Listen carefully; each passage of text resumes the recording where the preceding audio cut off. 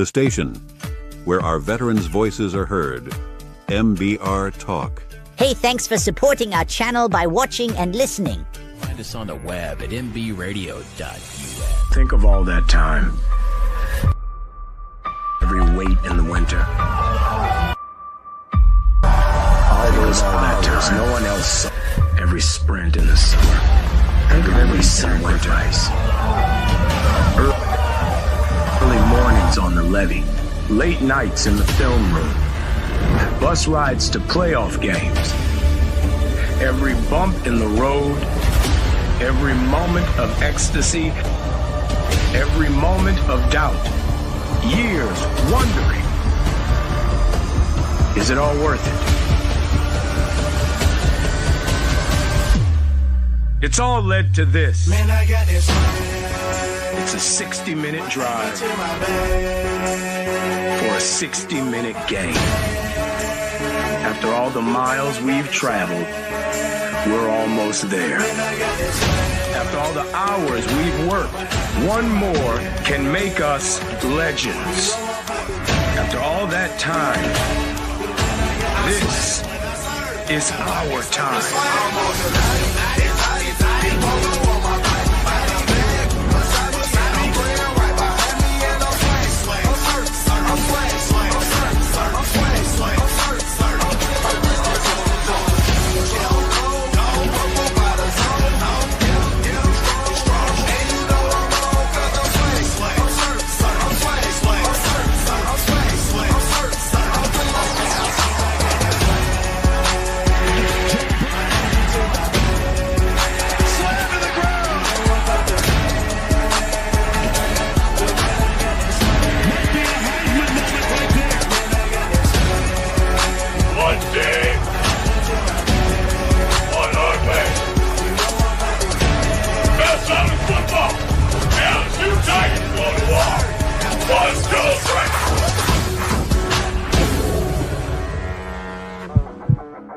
Caveman on the line. HG got the stats. No filters, no suits, just facts on blast. Seems like no nonsense guy. Like re-emphasize that for the Saints fans out there on TikTok. Caveman. What did you just say? The rebuild starts right now. Marshawn Lattimore's gone, so the defense, but we're not getting any better. We break it all down like overtime. Looking to get it into Smith. What a pass! That's game! Daniel Smith with the game winner! Oh my goodness! And that is why you have Aaron Fry pass the ball. No filters, no fake control. We run the plays, we own the soul. Really, like you have you have the best quarterback in the league, arguably, the best wide receiver in the league, and you've got the best edge rusher in terms of total sacks this season. You're 4-7, and your playoff chances are hanging on by it. Reading the field like a poet in rhyme. Let's make it interesting. We're making it interesting. Come on. Give us the freaking point. Oh, let's go! Oh, no. Put him in. This not the Put him in. Through the hype, call out the thief.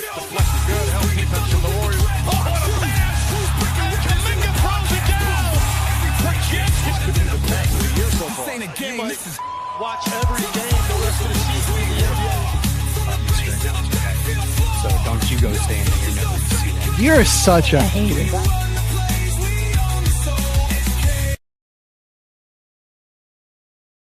The station where our veterans' voices are heard. MBR Talk. Hey, thanks for tuning in. Welcome, Quack. Program are those of the speakers and do not necessarily reflect the views or positions of any entities they represent. Find us on the web at mbradio.us. For your All right, everyone. You are looking live at Tilt Final Whistle. HG and Caveman back in the house. One last time. The last souvenir. One This last ride. is the last The last ride. call. Last show in the WorkSimple Studio for a while. I'm going to be moving on the 11th of May, so I got one more week left. Be one last week on the grindstone at work, and I'll be able to get out of town. I got a few days early. I'll be hanging out in Louisiana too, so I can get used to where I'm at and all that. Get settled into my new place and everything. So I'm ready for it. I'm excited. Can't wait to call. It's been a while since I got to call some sports. Yeah, that's crazy. I can't believe that it's our run here on MBR. It's coming to a bit of a close, but I'm really excited for you, man. Really happy that you got this opportunity. You know, you're so deserving of it too. I mean, you work so hard. You've got so much knowledge on sports, and you've been just trying for so long, and there so many people have or jobs or employers haven't given you opportunity. So like, shout out to the cane cutters for giving you a chance. Squad right there. They're getting a good one. Like, can't think of anybody more deserving. So I'm really, really happy for your partner. Thank you. I appreciate that. It's gonna be everyone's time one day. Just takes a little bit of time. Hard work eventually gets you where you want to go. Absolutely. Where should we start in this playoff madness, though? Because there's just so much going on leading up. It sucks that this is like the end right now, because we got all the action starting to kick off right now. I know.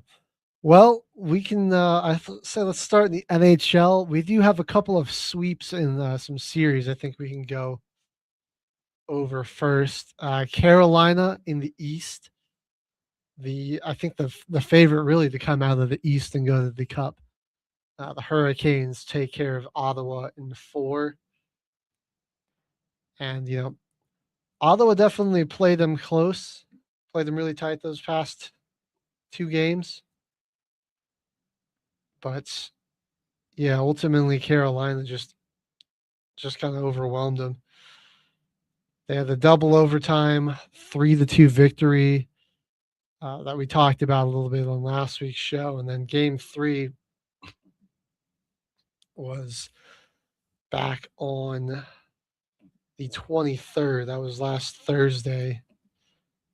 And this one, a real defensive, grinded out type of game. Carolina got up to an early goal lead at the end of 1 and was holding on to that for a while until Drake Batherson tied it back up, and then almost immediately, like very shortly after the Sens tied it back up, the Canes just scored again and then held on for the rest of that game there. This series has been a beatdown. I mean, yeah, Carolina is just a different beast for this conference.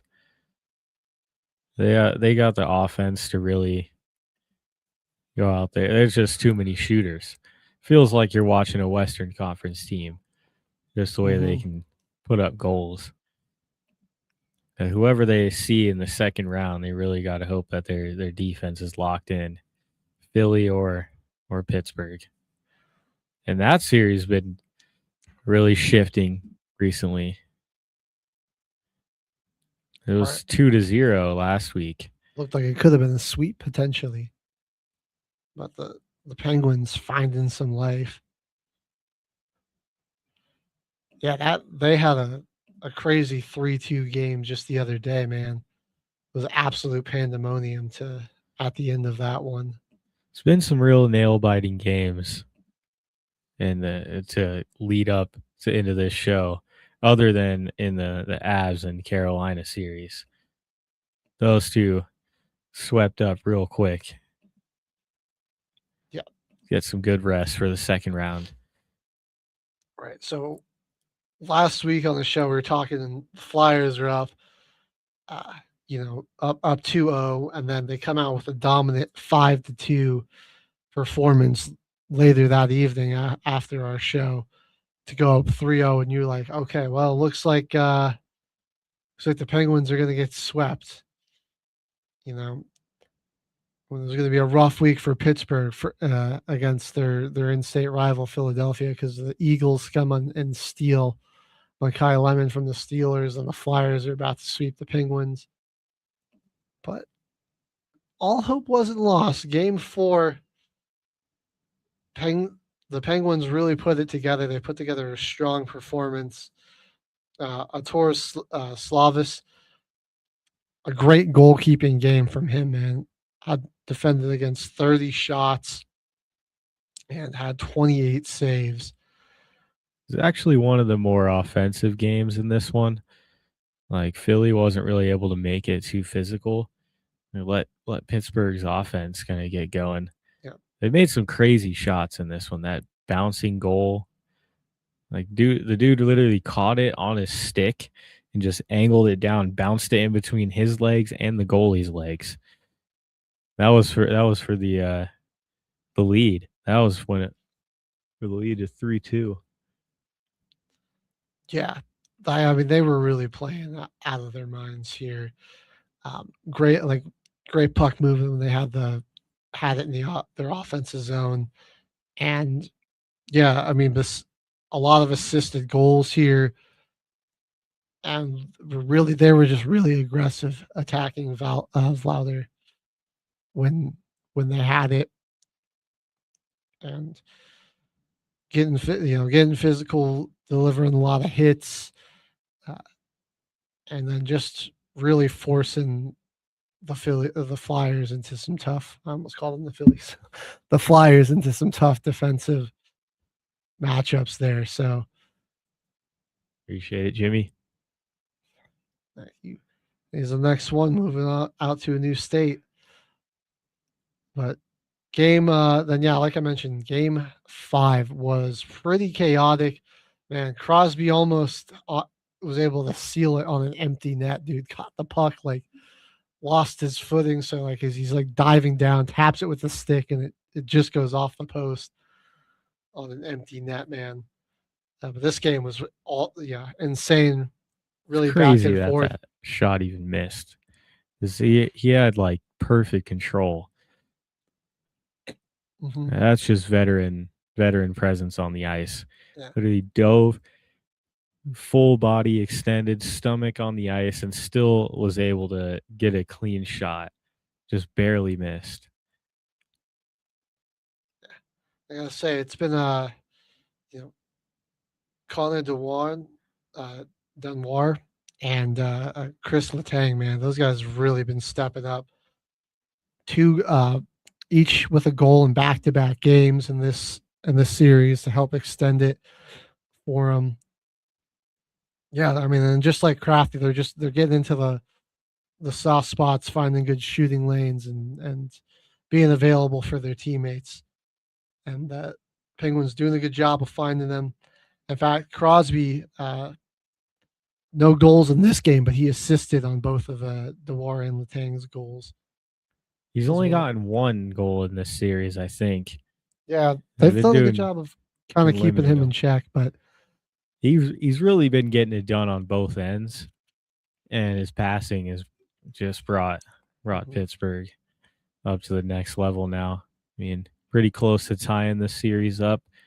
Only a game back now in the 7-game series. Yeah. I mean, it's just going to be tough going into the second round playing Carolina after you play a 7-game series if they do win it. Right.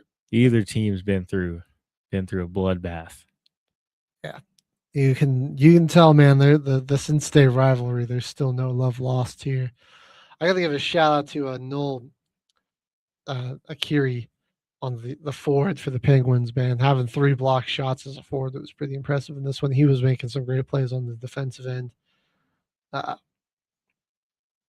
for him. So we'll see, man. It's the game, I think tonight it's back to Philly. So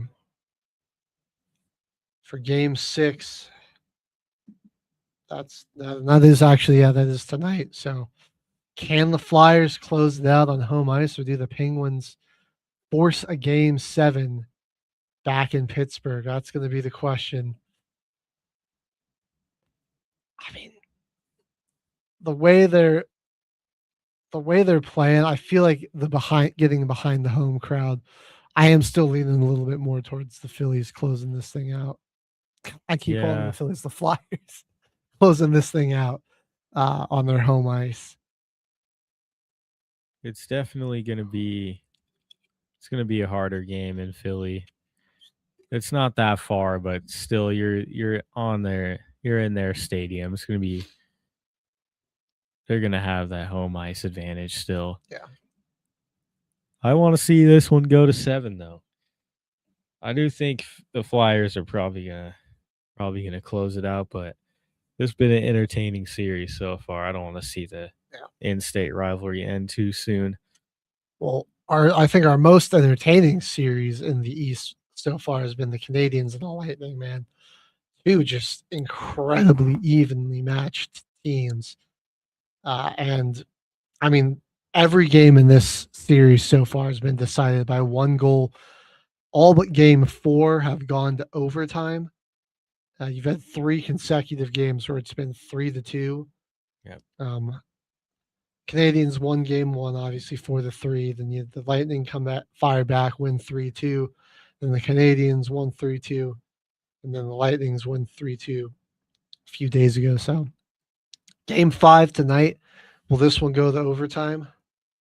Who knows? Most likely, because it's looking like it. It's so defensive and really physical that there's been a lot of penalties. But once that team gets into power play, they're not very efficient in power play. At least in game 4. I don't even know how Tampa Bay won it. Like late in that game, they're 1 for 7 in power play. Pretty sure the Canadians had even scored a goal while Tampa was in power play. They had to really come back. They were down 2 goals, but it felt like a bigger deficit just because of how rough a start they had. That's kind of been the story is like it's really like the team that's able to rally late. Because multiple games where it's like one team kind of starts out, not so hot, they're not playing so well. But like this series has just been, the games have been determined by the team that's finishing stronger down the stretch, because like no one's really been able to pull away with a good start. Like even if you do have a really good start, like it's still always within reach, and we just keep seeing like late rallies kind of leading to victories here in this one. Yeah, if you don't fall apart, you might have a rough game to start it out, but all you really you just want to get the win. Yeah.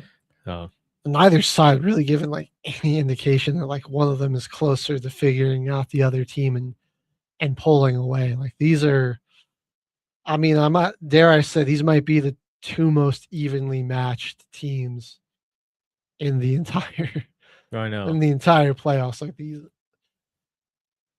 like even in that like Minnesota Wild series, or like the in-state rivalry of the Pennsylvania teams, like these 2 teams just play each other so similarly, and nobody through all the games, nobody's shown like there hasn't been like any indication like, okay, like this one team might be better or figure the other team out, or there hasn't really been a game where one team is just like kind of dominated or felt like they were in control from start to finish. And we've got that in at least in one other game in every other series. This one, it's just been like a bloodbath down to the wire every game.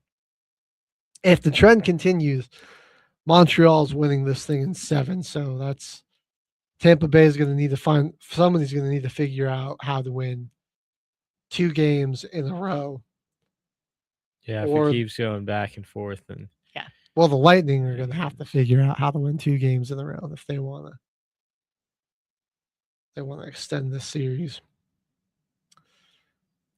Man, that's been the one series I've been watching a lot. Another one though, especially in the East. Another kind of brewing rivalry, old school rivalry. Bruins and Sabres. The game 5 was pretty crazy. Yeah, Bruins stave off elimination. And back-to-back games. They stay alive. They're going back to Boston. Yeah, they got the honestly, the past 2 games, like the Sabres outscored them 9-2. Like they were really struggling. It looked like this series was, they lost 2 on their home ice. It was going back to Buffalo, and it looked like, this was over. Buffalo in 5. But game 5 last night, Boston really dug in behind their defense, and just, like after the goal in the first period, which was pretty early into the first period, even on the power play, Boston was, just a wall. I mean, they made some incredible defensive plays. Their goalie, Jeremy Swayman, was phenomenal in this one. You could tell he was a little, he was really upset that he let that first goal get in. And after that, man, the guy felt like he was in flow state. He had it was, I think it was Tage Thompson. Just like he had one of his shot attempts that he saved. I mean, like the entire arena was in disbelief that he stopped that goal. So phenomenal play out of him. I mean, and just the defense of the Bruins in general, they kept a lot of pressure on Buffalo, and I mean, they made some just unreal plays. I mean, that's the beauty of these elimination games, man. You got these teams with their back against the wall. It was 1-1 for over 20 minutes of this game. Mm-hmm. Tied up going into the third period, scoreless for both teams, going to overtime. And that game-winning goal is like perfect setup for David Pastrnak. He was on the bench, got subbed in while the defense had just gotten a possession of the puck. So he comes in center ice, like the blue line, gets the pass, and is already a little bit ahead of the defense. No offsides call, and with a defender draped on his shoulder, leaning to his side, just scoops it in right above the right shoulder there and wins it in overtime. Also, it came off the bench though, and was just already in that situation to go get the game-winning goal. I mean, you got to be on your toes. And there were some Sabre players that like knew that they had messed up. They gave him too good of a shot. Jason Zucker was, I don't know if he panicked or whatever. Like it looked like he was trying to do like a slide kick, like a soccer slide kick, to get a skate out there to block that puck, and it didn't work, and it just zipped that thing in over by the goalie's shoulder. It was a really beautiful setup play, and for a game that had just been an absolute slugfest, to really just see like a quick or a really well set up shot attempt like that, great assist by Lindholm, and then just a beautiful slash out by Pastrnak to keep the Bruins season alive. Will they be able to force a game 7? I don't know. They haven't won a game at home in this series, so we'll see. They'll have to reverse that trend. And try to get their teeth kicked in at home. They got one more chance. One more chance. All right. Well, over here to the West, the Avalanche, no surprise, sweeping the Kings. We're pretty hyped about this. Cleaned up shop. And honestly, I don't even think there's too much to say about these next 2 games. Really, what happened is the Avalanche. the offensive avalanche that the It Avs turned can be. on. 9 goals in the last 2 games. And this is what we were talking about last week, is LA being unable to steal one in these like defensive 2-1 games, like where they weren't able to be the team to come out on top. Feels good, right? Yeah, that like feels good. I think we were talking about, like, I mean, if I'm at like the Kings, like I gotta feel bad that I wasn't able to steal one of those, because you just gotta imagine like what, like, the Avs offense is gonna get going eventually, and then it did, and yeah, like, I mean, they started it in game 3. They kind of had the defense of the Kings flustered. I mean, there was at least one goal that like bounced off of an LA player's skate and into their own goal, and then 5. It just the floodgates, man.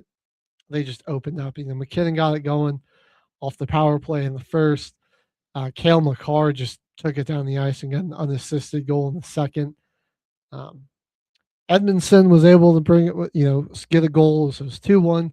Then the third period just was a barrage, and Roy gets in there, Towers gets in there, and then McKinnon gets his second goal of the game on the empty net, man. So, well, the Avalanche 4-0 sweep. They're going to get a lot of rest, while the Stars Wild series is going to at least 6. Yeah, but it could go to 7, man.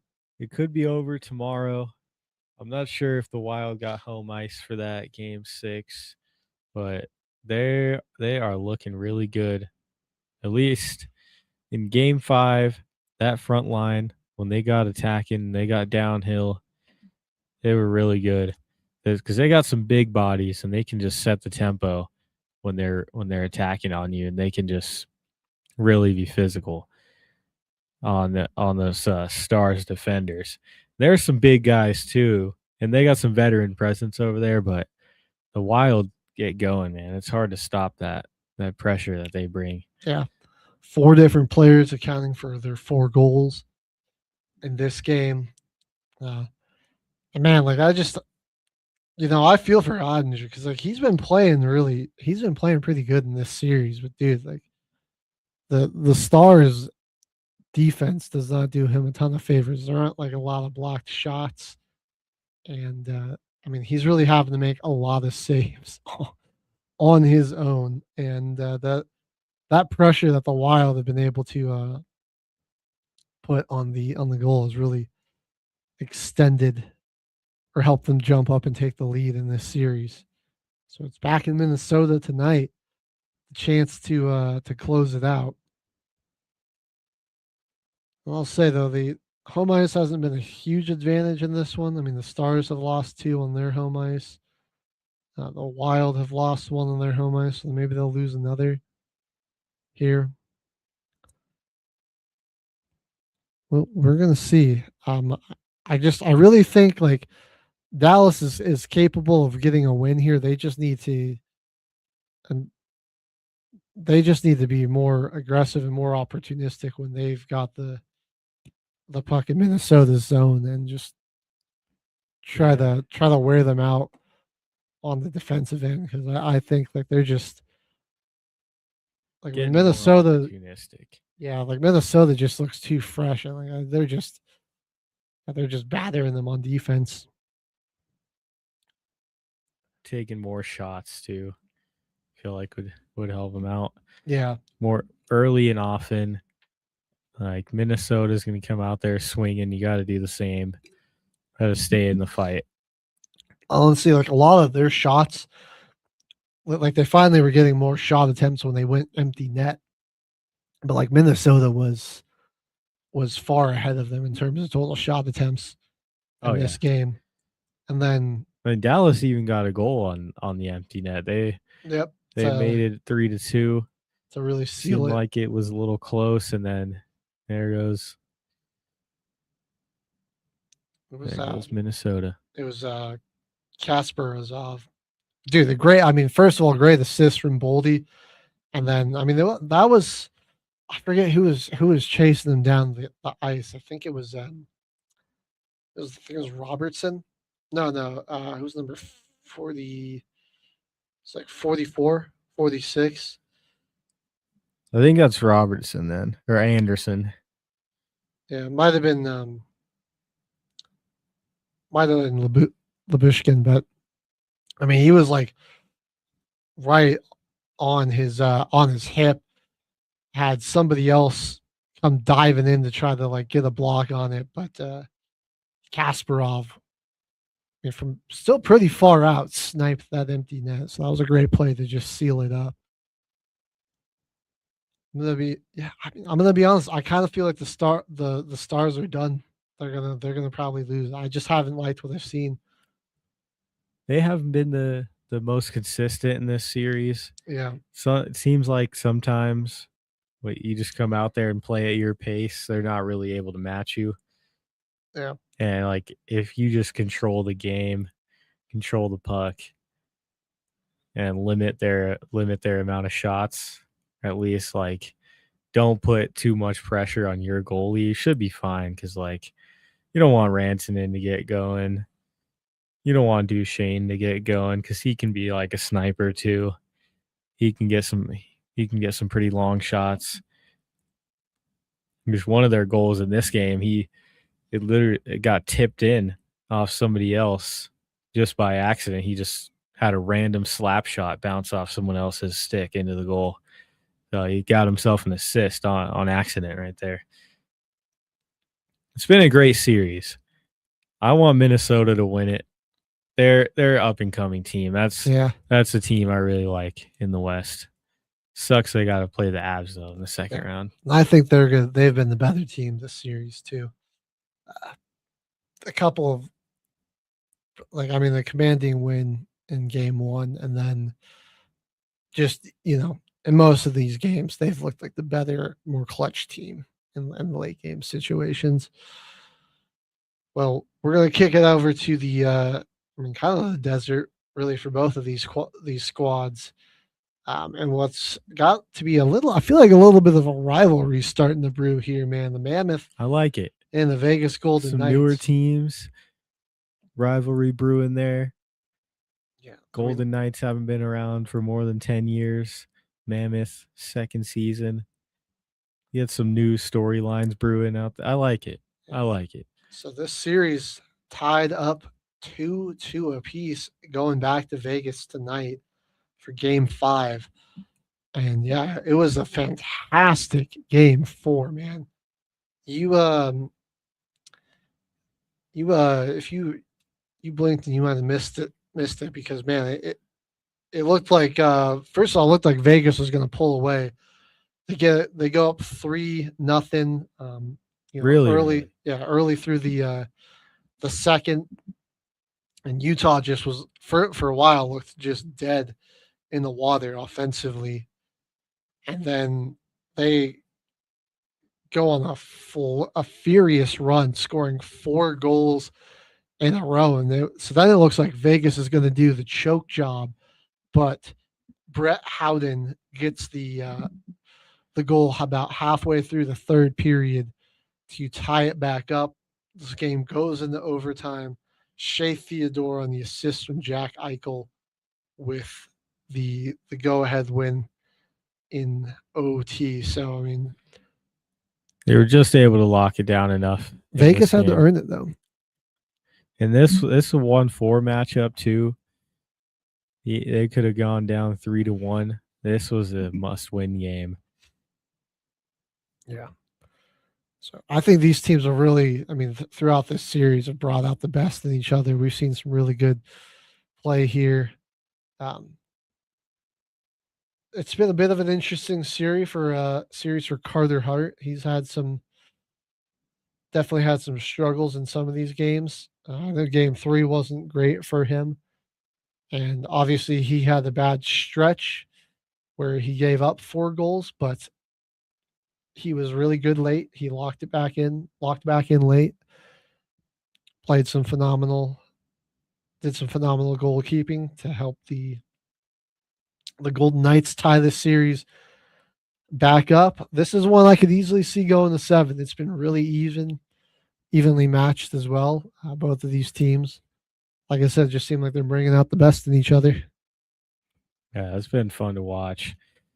Excited to see where Utah can go with this run if they win this series, because the way they've been playing against number 1 seed in this little side of the West bracket easily could take out Anaheim or Edmonton. And that one took a serious shift from last week. That series, it looked like it was all a commanding one. We had 3 games go by before we had gotten to last week's episode. So 2-1 lead for Edmonton. We thought they locked things down. Or for Anaheim. Yeah. We thought they'd lock things down. The Oilers' defense was looking atrocious. They gave up 13 goals in the span of 2 games.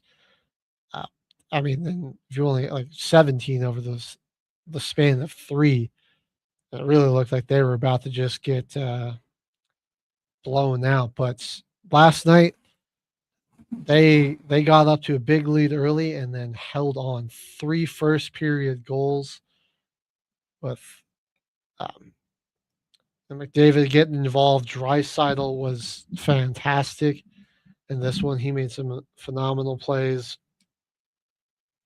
And was, I really think, the best player out there for the Oilers to keep and helps keep their season alive. 2 goals from him,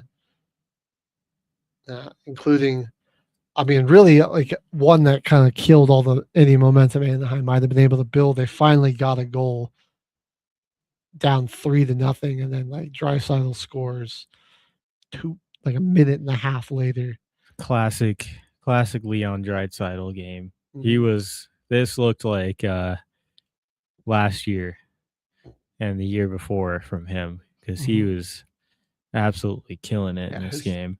His fingerprints were all over it. And Connor Ingram, the goalie that they were going with now for Edmonton, really great game, because it wasn't like Anaheim wasn't getting shots. They had plenty of opportunities, 30 shots on goal, but only 1 goal in this one. So, yeah, a lot better. If you look back at the 6-4 loss that they had, Ingram really struggled in that one.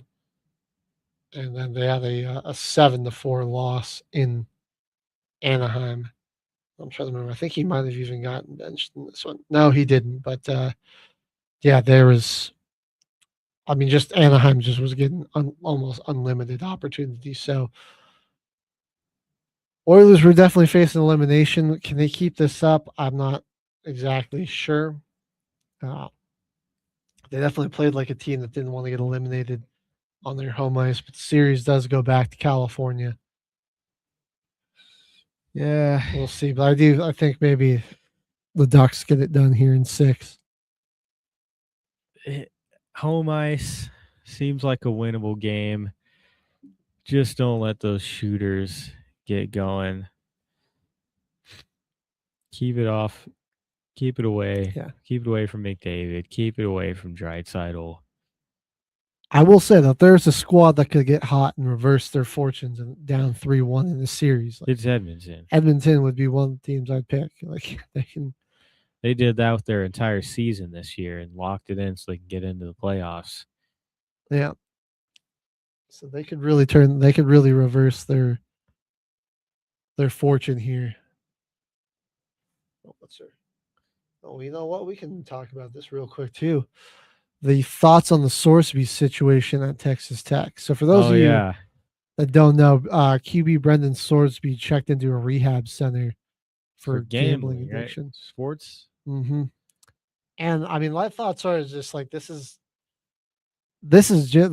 will honestly just be the beginning with how much sports gambling is being pushed out there. It's all over the place. These players are, and I got like a lot of these players, especially college players. These are just they're young men. Like some of them are still kids, basically. Young guys, and you just gave them $2 million. They're just to play. They're so vulnerable to this type of stuff, and like gambling, it's very addictive, and I think that it was, there's probably a way where we could have, sports gambling and sports could have partnered in a healthier way, but I think that a lot of it was just it's been pushed for just pure profit reasons with, no thoughts or concerns about how it might affect the integrity of the game, or how vulnerable players and people might be affected by it. And that's just one of the examples right there. I mean, we might just have to get used to hearing stories about this until Yeah. some guardrails or safety caps can be put into place, and it can be more reasonably done. Because like right now, think about it right now. You're getting notifications and seeing everything every day for all these playoff games, all these MLB games on the slate. Getting pretty close to already. People were betting on the NBA awards, betting on the draft, and right now is just so many different things to bet on. I'm sure, Yeah. like, if you actually do, you have a serious problem with that, and like, it's a pretty hard time to even avoid it. And I see with Brendan, like, I don't even think he was necessarily doing too much to like influence the outcome of games, because he wasn't while he was at Indiana. I mean, maybe he was. I don't know, but even then, like, even when you're just betting on anything involving your team immediately, or even just somewhat parallel to it, the integrity of what you're doing immediately comes into question. And there are plenty of other examples. I mean, we have Jonte Porter and a number of the guys in the NBA Banned from the league that got for banned. life. The NFL's suspended plenty of players for just betting on other NFL games while they were on the team, even if the game wasn't. Or for past. Or, What's yeah. his name on the Patriots?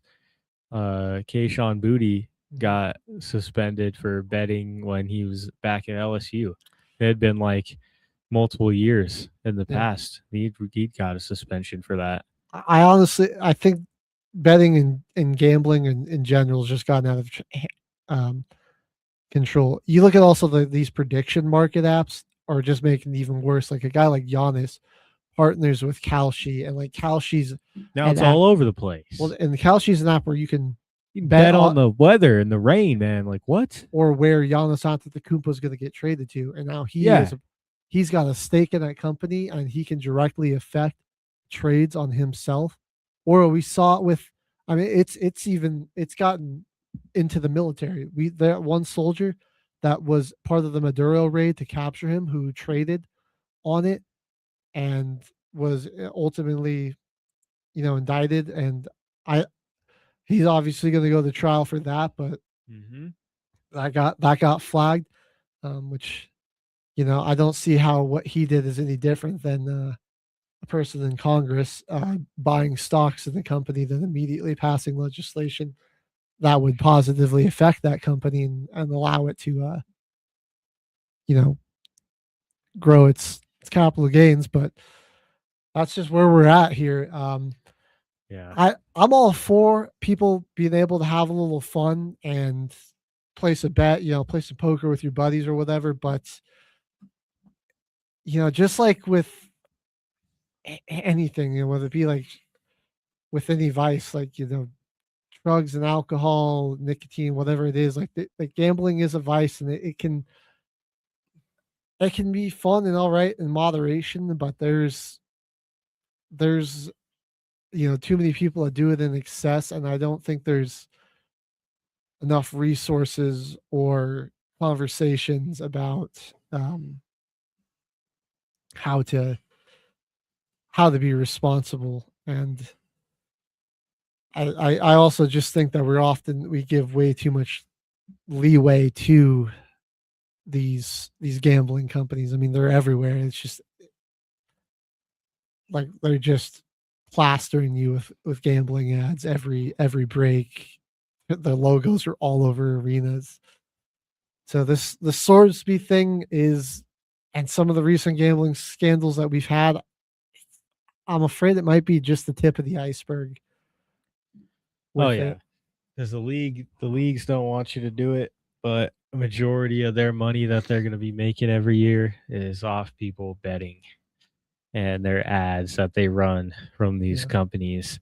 And your team is getting paid by that company for just having their logo on the hardwood floor while you play, or just like run on the stadium jumbotron and just like ticker across.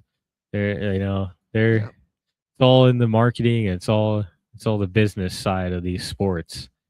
That's really stupid. Yeah, the betting's out of hand. And to be honest, I don't want to sound like a buzzkill, but if I was in charge, I would be nipping it in the bud and I know, like what the heck?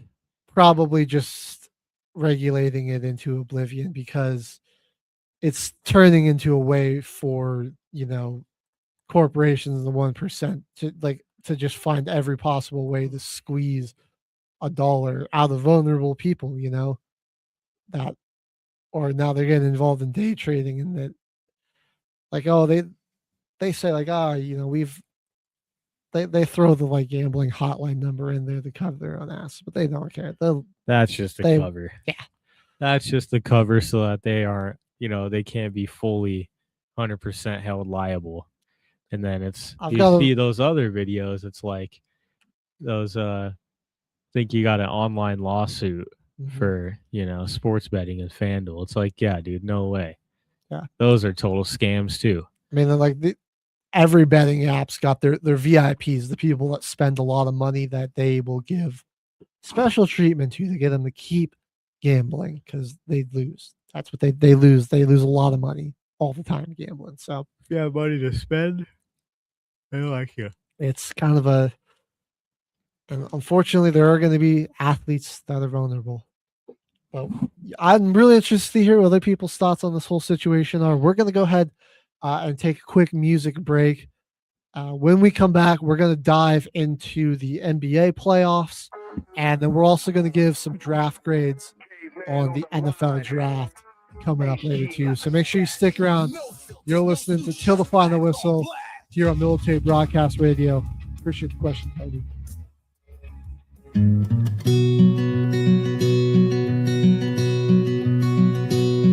Could have slipped around the corner at my favorite coffee shop. Could have passed your Subaru in the Belcourt parking lot.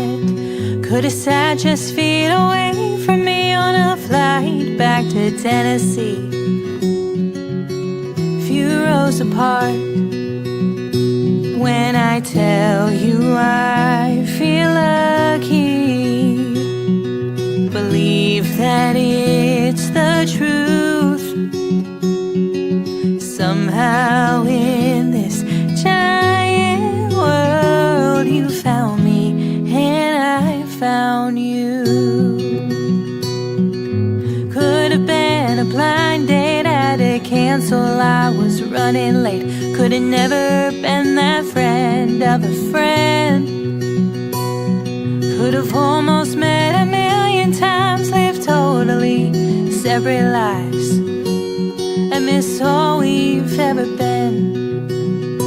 When I tell you I feel lucky, believe that it's the truth. Somehow in this giant world you found me and I found you.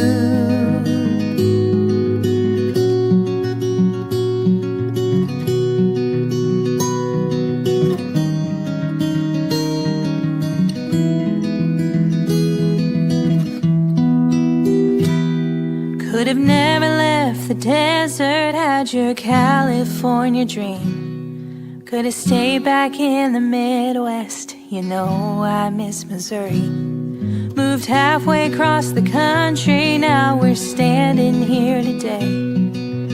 I won't take for granted that our lives turned out this way. When I tell you I feel lucky, believe that it's the truth.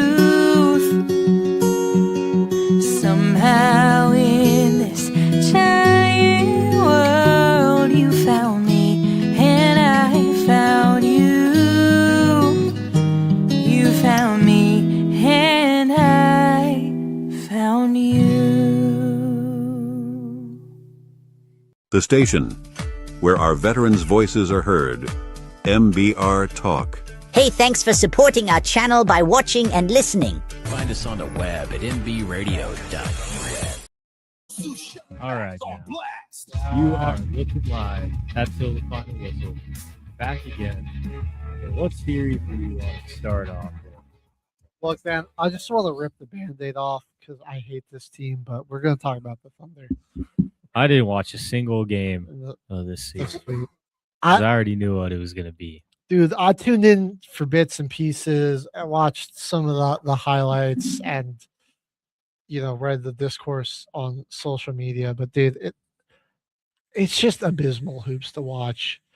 I gotta be honest. They're just so unethical. It's uncomfortable to watch, man.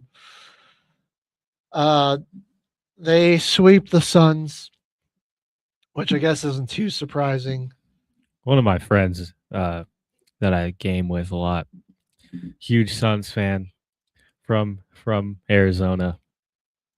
I mean, I'm sitting in the Xbox party with them. We usually just have a game on in the background while we play, react to the games together. He was in pain. He was in pain for the whole 4 games.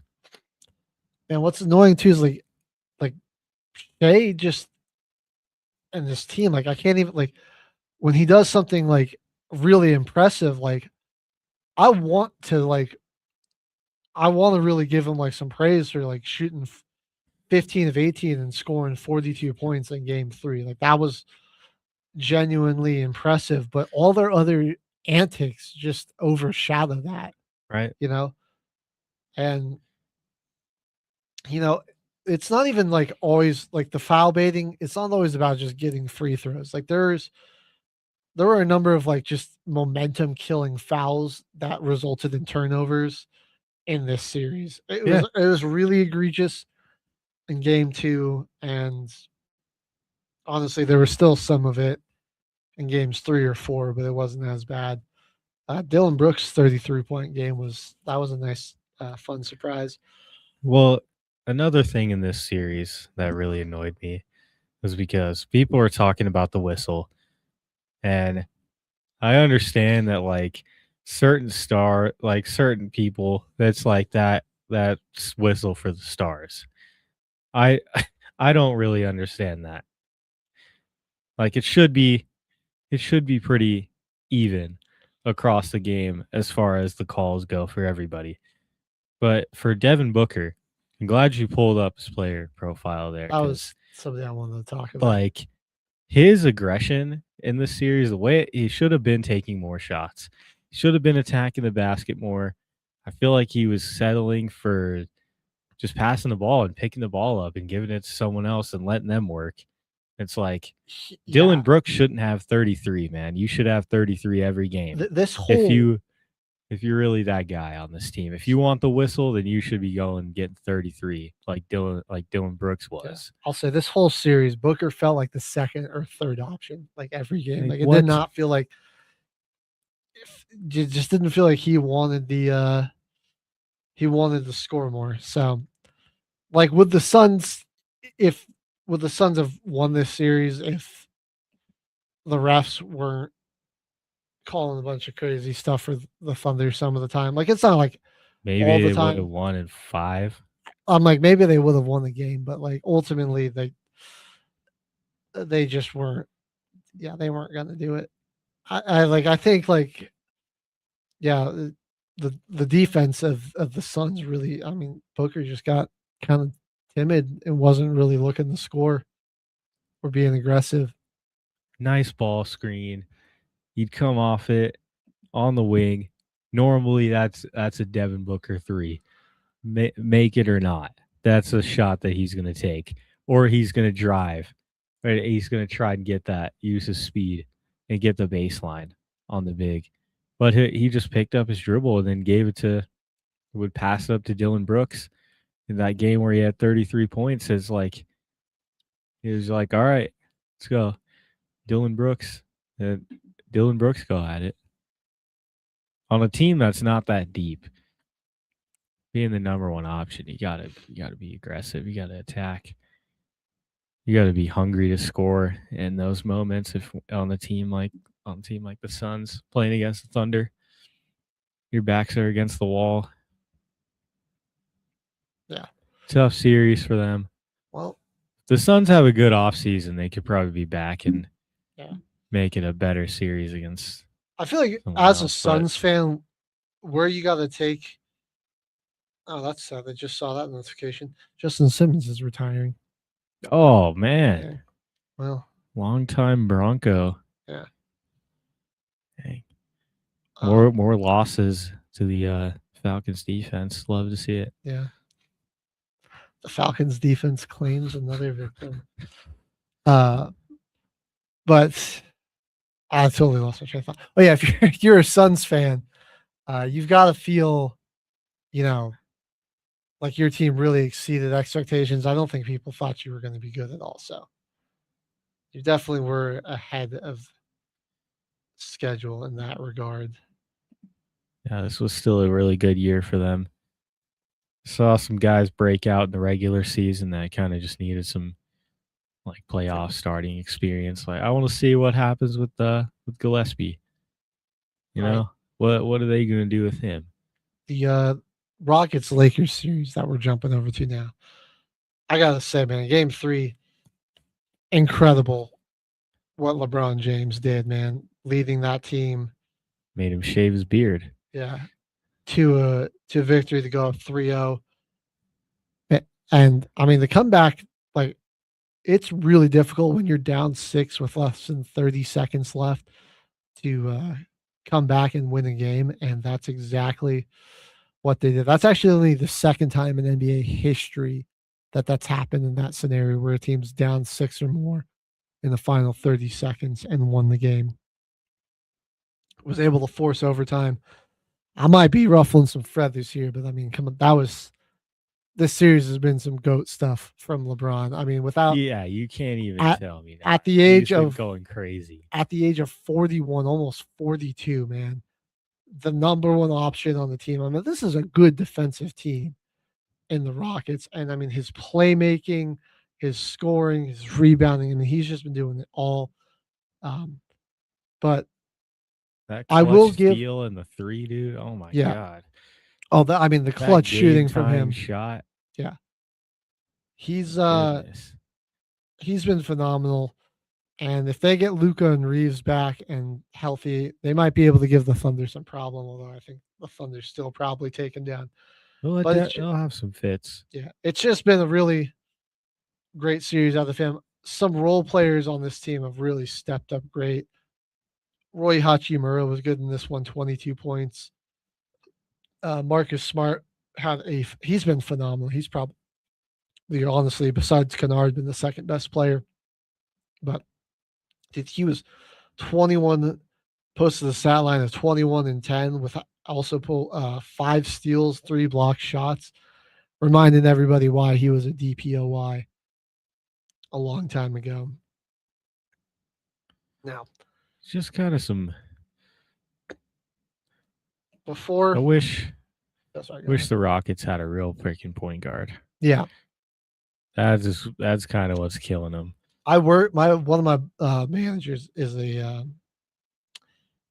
Lakers fan, and he's been oh, I mean, you got to give JJ. He's such a good coach. Like, he's doing such a good job of shutting down the Rockets' game plan. And I'm like, first of all, let's settle down. The Rockets' game plan is that the other team doesn't score 85 or more points.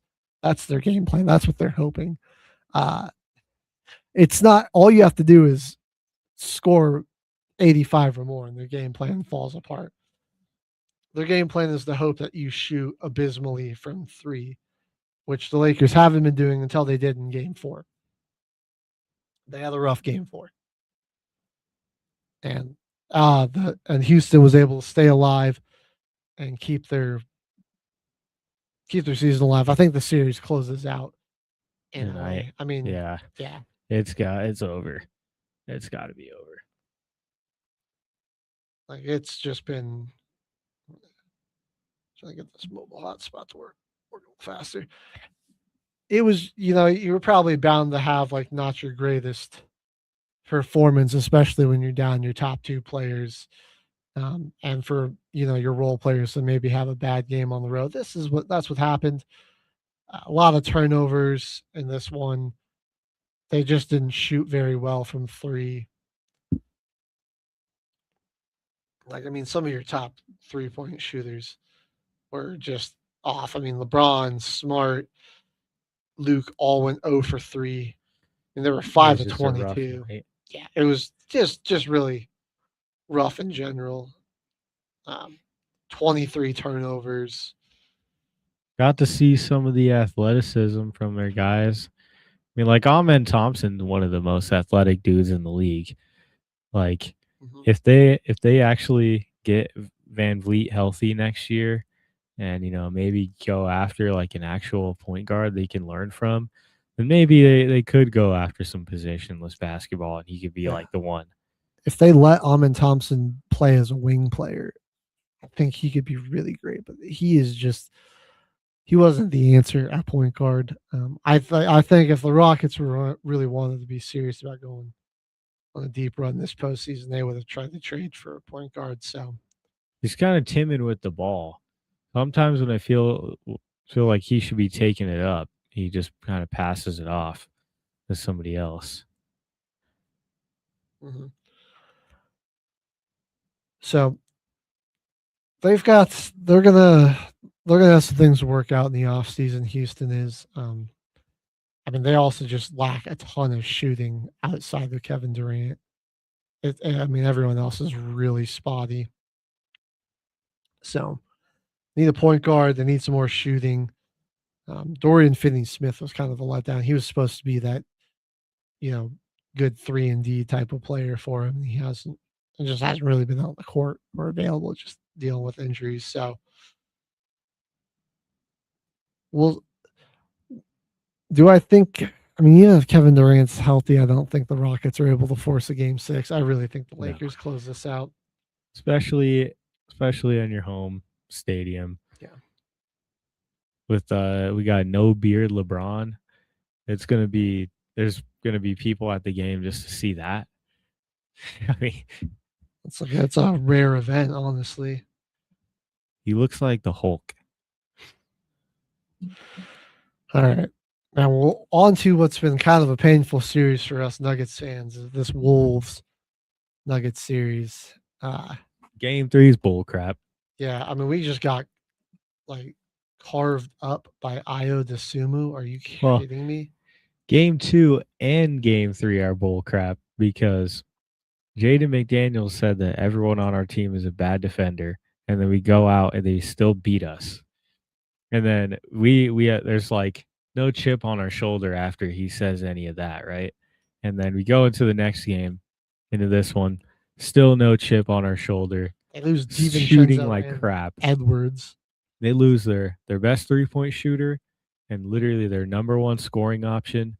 It's okay because the Nuggets have not played like they cared since Game 1. Yeah, we're gonna only make series 6 threes in this game. Yep. And when there's 12 seconds left in the game, that's the only time you'll see any freaking heart out of the team. Yeah. Is when Jaden McDaniels makes a layup when people are dapping each other up on the other end of the floor and the game's already over.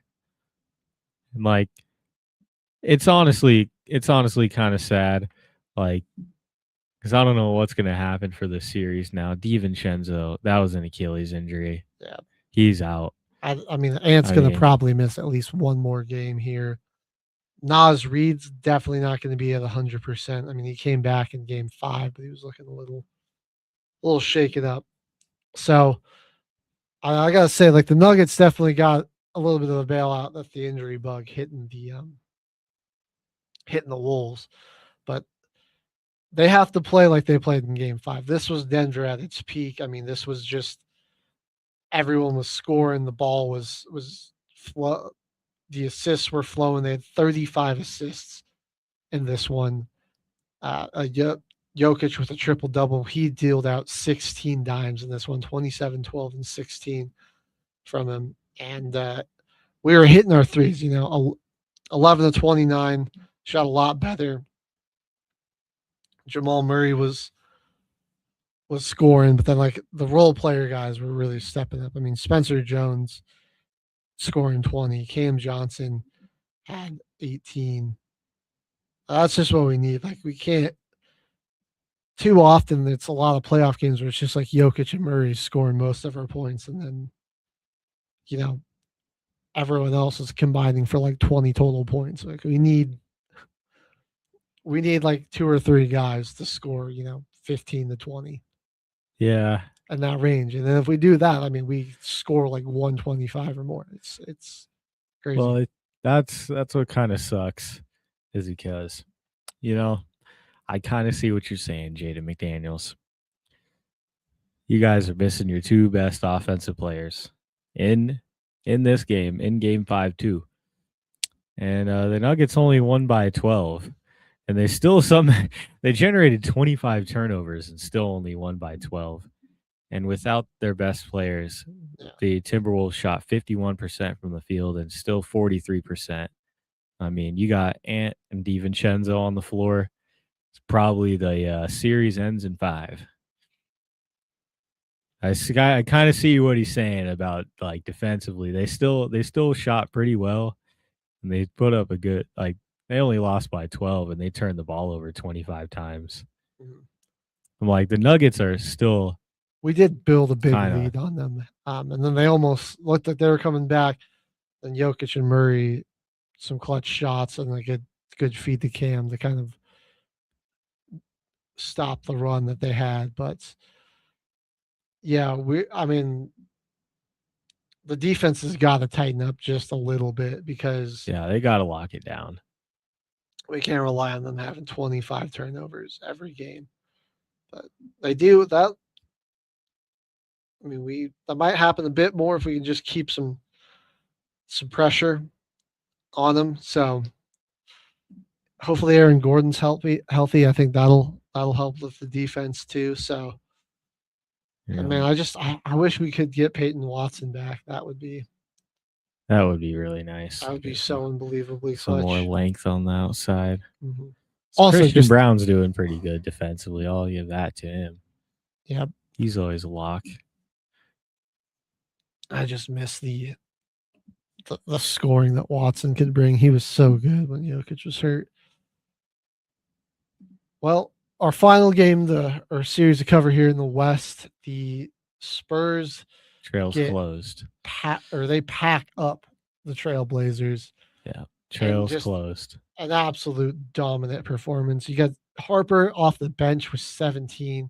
Every starter scoring 10 or more points.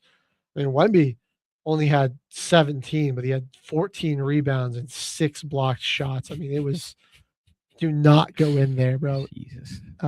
He's just unreal. You had, it was, what's his name? Champagny really got off to a strong start. He hit 5 threes in this one. And then De'Aaron Fox, that's the beauty of having a guy like Fox on these playoff games, because it's a relatively young and inexperienced team outside of, like, a couple of guys like Fox, Barnes, and Cornette, really. And, like, Fox especially, dude, in the fourth quarter, he's been past 2 games so good and just coming up with some clutch scores. The Blazers were down by like 28 at one point. They had it within 10, within 8 in the fourth quarter, and De'Aaron Fox just took over. That Fox and Wemby pick and roll was just It's unstoppable. So good. Yeah. He's bigger than you think too.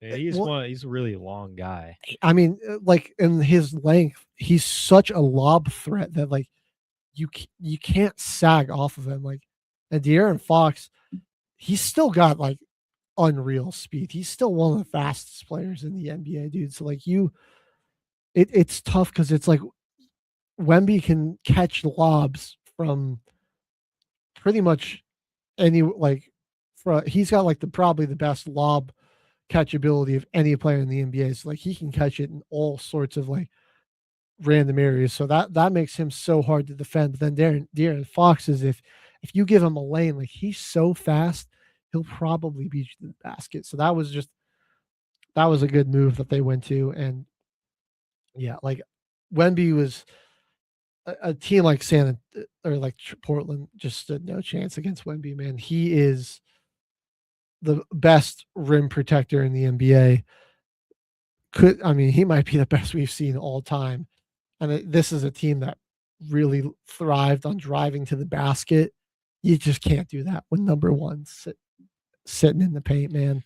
Yeah, that big part of the offense for Portland is that they got a lot of big dudes that can just drive their way into the lane. And like we even saw that clip last night. It's going viral. Kamara is actually backing down Stephon Castle in the paint because he's just bigger than him. And Wemby's standing there holding Stephon Castle up with his arm in the middle of his back while Toumani Kamara tries to back him down. And it stops him. Like he stopped him with just holding his arm out.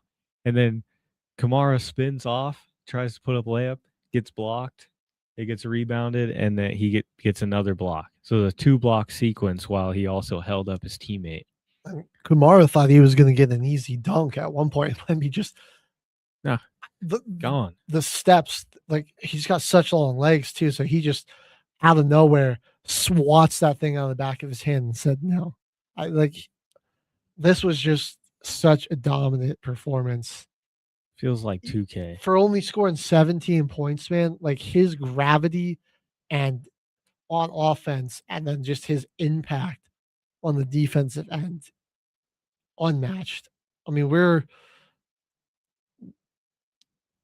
get ready, folks. I mean, we are witnessing the birth of an all-time player.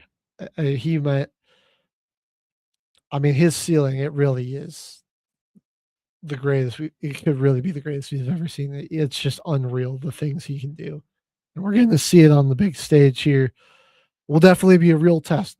Whoever, I don't know if Minnesota will be healthy, but whoever comes out of that Denver-Minnesota series, of the 20 games that the Spurs lost this year, 5 of those were to the T-Wolves and the Nuggets. So that was a fourth of their or a fifth of their losses were just to those two teams. There we go. No, fourth. How I messed that easy ass multiplication. They only got to win 4 games to beat the Spurs, but they got their hands full in this second round. All right. Well, where do we go over in the East? The Magic. Let's start there because I think we got to start there because there's some other guys that got some real gravity down inside. Game 3, we got, where is he? Wendell Carter Jr. 14 points, 17 boards in this game, and was absolutely giving Jalen Duren fits under the basket because they're not calling that. It's playoff basketball. They're not calling that stuff down low. These individual matchups really matter. And when Jalen Duren, Wendell Carter, get pushing and shoving down low, trying to get set on the block, somebody's trying to face up, it's really getting in the head of Jalen Duren in this series.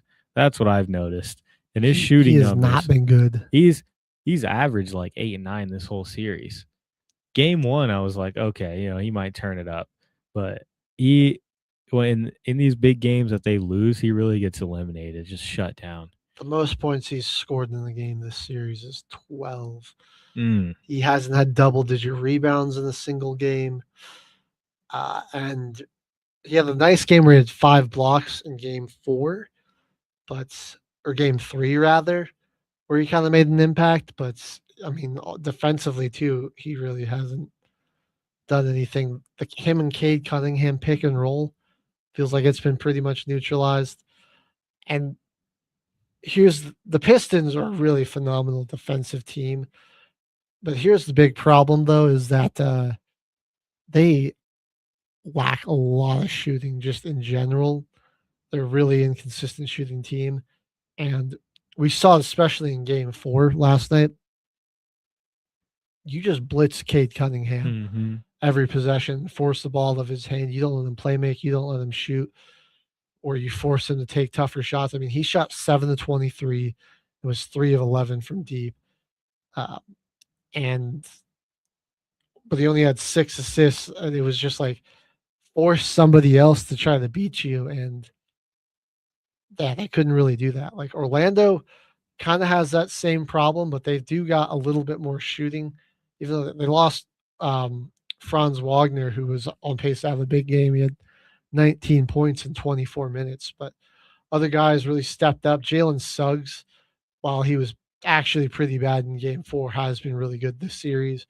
Desmond Bane's been fantastic, and Paolo's been a much more I was going to say consistent shooter, but I also just saw that he went 4 of 18 in this game. Game 4, not really. Game 4 was games ugly in terms of shooting, but this was a real grinded out game from both teams. Yeah. And 20% from 3 for the Pistons, and 26 for the Magic. Both of them under 40% from the field. Real mediocre from the free throw line, 70s in the 70s. And the Magic got to the line a lot though. They kind of just being the more physical team in this series. That's been their thing. They've just been getting to the line. They're on offense, so you get inside. There have been other guys that that's the thing is Paolo's still been able to score. Bane's been really taking advantage of his matchups. Other guys have been able to score despite it being a tougher defensive series. They're just finding more out of the role players. And it's Duran's struggling. Cade's just really seeing a ton of attention. Tobias Harris has just never been that good in the playoffs. So it's just who's else is really stepping up for him? So it hurts him on defense too, because he can't really go in the action. Can't really get in the action too much. I hate to say it, but I think Orlando wins this. I'll say in 6. I think the Pistons get one more, but I think Orlando's going to win this. Move on to take on, I don't know. I thought it was going to be Cleveland, but after a 22-point win in game 3 and then another grinded out defensive win in game 4, the Toronto Raptors have tied this series back up as it heads back to Cleveland. They're right back in it. Dude, they got Scotty going and RJ. Both of them were killing it. Right. Both had 33. They were doing a phenomenal job of shutting down that pick and roll, dude. And I mean, they were forcing Harden and Donovan Mitchell into way more ISO type of scoring situations. A lot less ball movement out of the Cleveland Cavaliers here. And it's been tougher like that. When the offense isn't free flowing and you've just got to be the guy one-on-one, they're having a tough time because Toronto's got some really phenomenal defenders. Toronto beats Cleveland in the assist battle in game 3, which you love to see as well. I mean, everyone in your starting lineup, your top 3 guys getting 5+ assists. Pirtle down low with 6. Your assist leader that's rebounds. You're at Scotty Barnes with 11 assists in this one. Usually a guy, his facilitating in this series has gone up to the next level, where we're seeing his leap. Really, this is he's becoming a real elite player in this league after this series. We're seeing some great performances from him. and Colin Murray Boyles, the rookie, giving them just tremendous bench minutes. He had 22 and 8 in this game. I think he had like 15 and 10 in the next. Like, he has been such a difference maker. And honestly, they've been like kind of like in late game situations, he's kind of been playing like the 5, which is crazy. And just being out there defending like Mobley, and he's doing a phenomenal job of it. He could really be a starter because your lineup right now is pretty small. I mean, if you really let Scotty go crazy at the 3, or even Colin Murray Boyles at the 3, we'll see what happens after this offseason. Because Brandon Ingram only taking 9 shots in the playoff game is a little interesting to see for me there. I mean, the other guys were going crazy, but the problem is that he took 23 shots in the next game and only made 6 of them. Oh, Brandon Ingram, I think if Toronto, I mean, no disrespect, but like, I think he's going to be gone if you really want to move up to the next level. He's just going to be a wildly inconsistent and streaky shooter. This whole game in general, both teams were not very good. The offensive rebounding of the Raptors made a huge difference in this game because they took 10 more shots than the Cavaliers did, but both teams shot like around 37% from the field.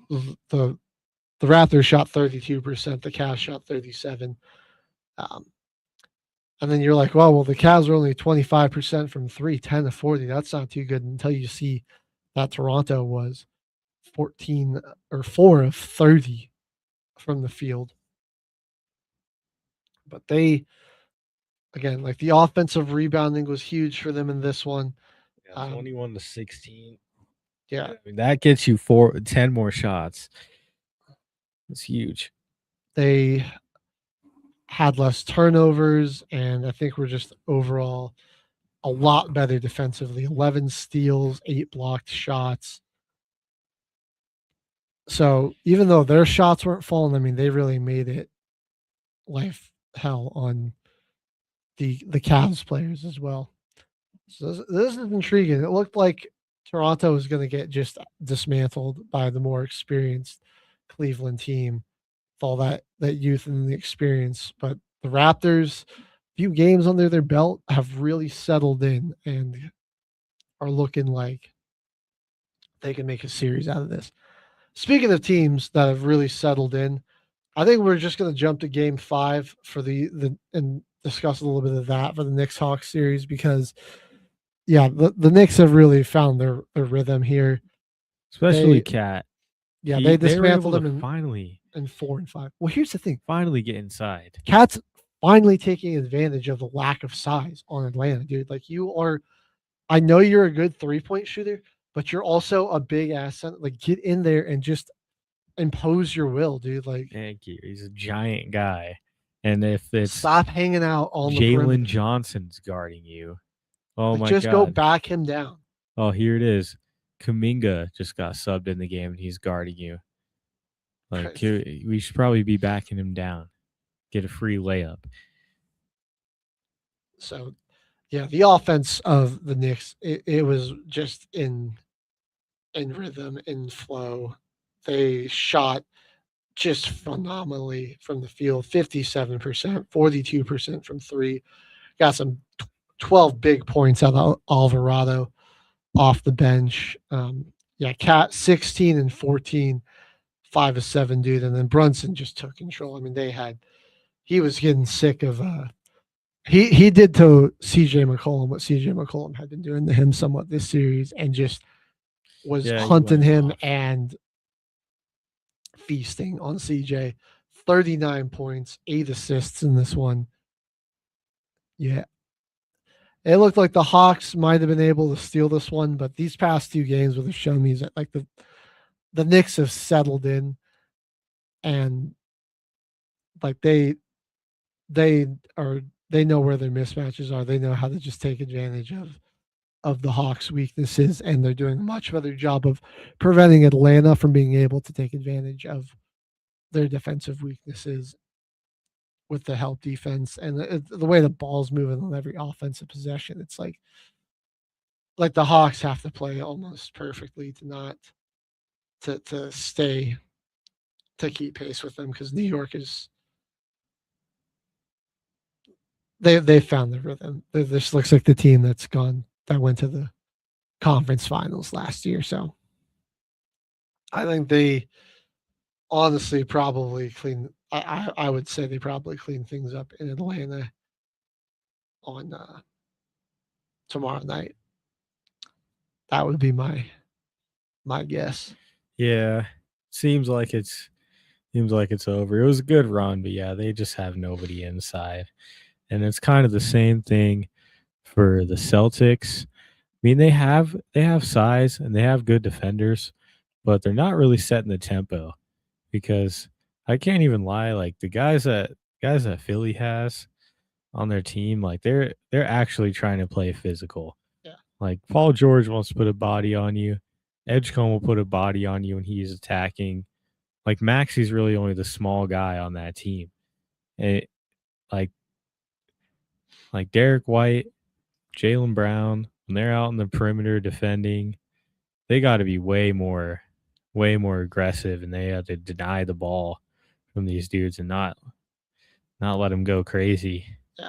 So game 3, we saw some vintage Tatum in the clutch, and I mean they hit like a dagger 3 to put the lead up to 8, and then Looks the healthy. Celtics held that. Yeah, like it was. I mean, 25 from him, 25 from Jaylen Brown in this one. They were really good, and then obviously Sixers were keeping pace because their starters played really well. They got some good minutes out of Drummond, but they just weren't able to really go deep into their bench. Not like the Celtics, where they got a lot of contributions from bench guys. Game 4 was characterized by just an unreal 3-point shooting percentage from the Celtics. Dude, they hit 24 threes in this game. They were 24 of 53. I mean, it was just an absolute barrage. You got Peyton Pritchard scoring 32. Jason Tatum had 30. Pritchard hit 6 threes. He hit 5. You had 3 for Jaylen Brown, 2 for Hauser, 2 for Derek White, Shireman, Jordan Walsh, Garza. Everyone was getting involved. So it looked like, okay, Boston's pulling away. They got their 3-point shooting, but Joel Embiid was the difference maker.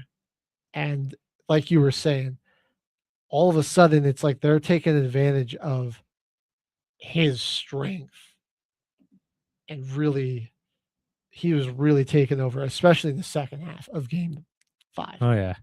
33 bomb. It was like, and a lot of that came in the second. A lot of it, dude. He was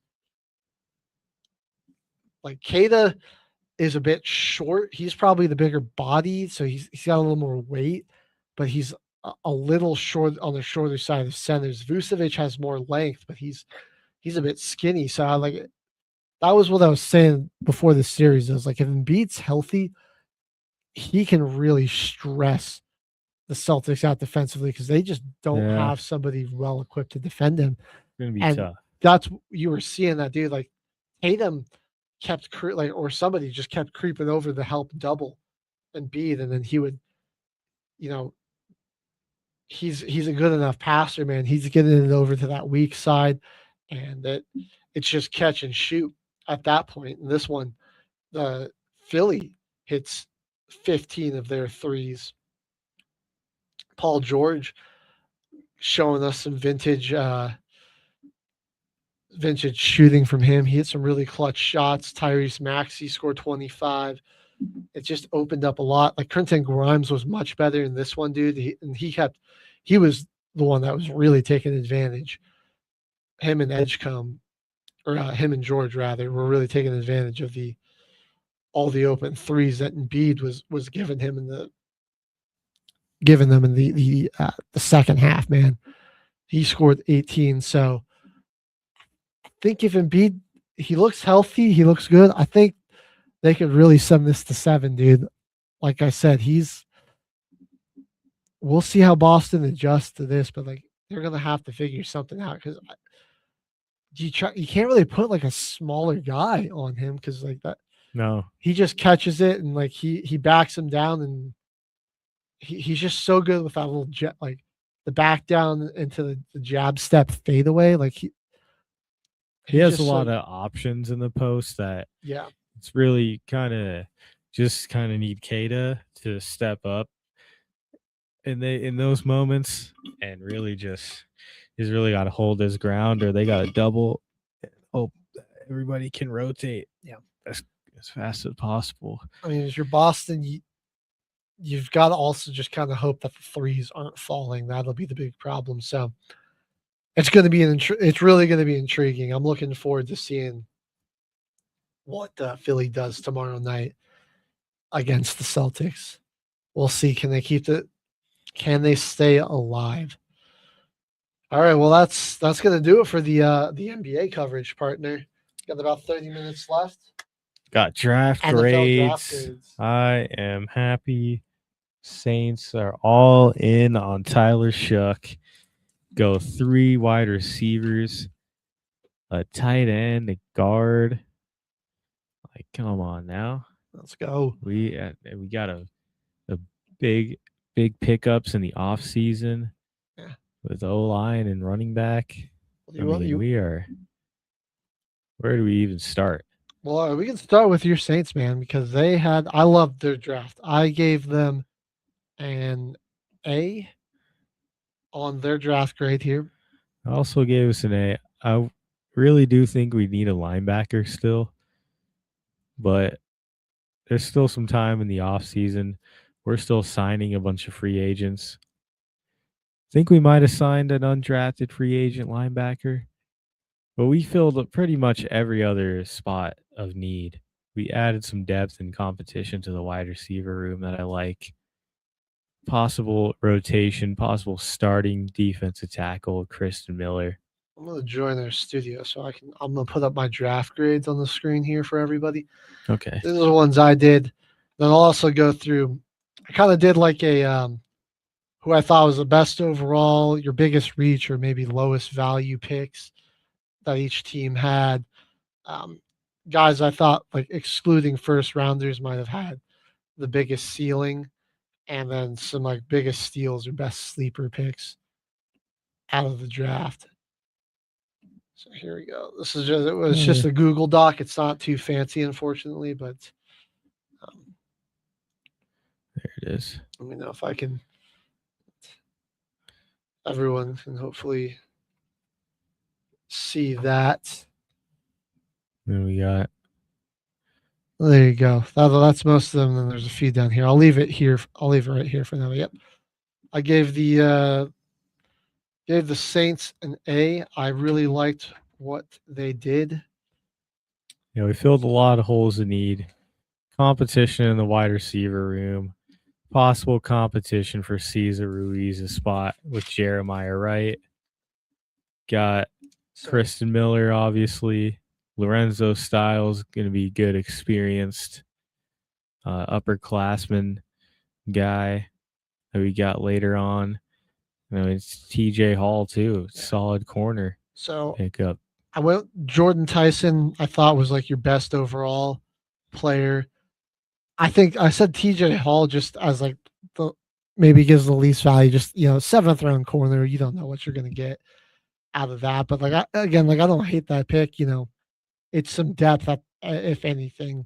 I think your guy with the highest ceiling outside of Tyson, Oscar Delp. I mean, he could really be like Brock Bowers 2.0, I think, if everything goes right. And then Bryce Lance is my biggest sleeper, even steal. Like I think Lance could have gone way earlier in the 4th or at the end of the 3rd. So, I really liked Lance as a prospect, and I think now that's a good situation where he can kind of play out of the slot, and he's just got a lot of quickness, a lot of speed, so you can kind of use while his route running work develops a little bit more. you can still take advantage of all that speed and athleticism that he has. And then now you've got just two, I think, fantastic route runners. Olave is a really good runner. Tyson, I thought, was the best overall receiver. He's got great hands and he's really explosive after the catch. His catching ability and the way that he can just track the ball in the air as well.